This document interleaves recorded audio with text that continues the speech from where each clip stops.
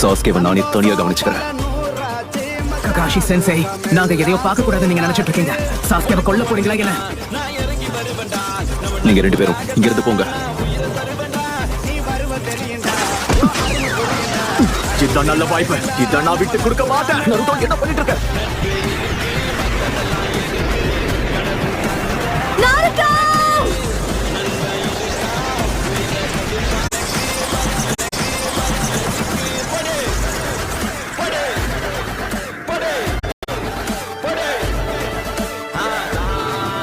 உண்மை என்னன்னா சாஸ்கே,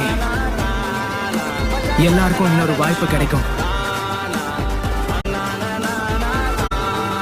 நாம 2 பேரும் எதிர் துருவங்கள்ல நிக்க வாய்ப்பு இருக்கு.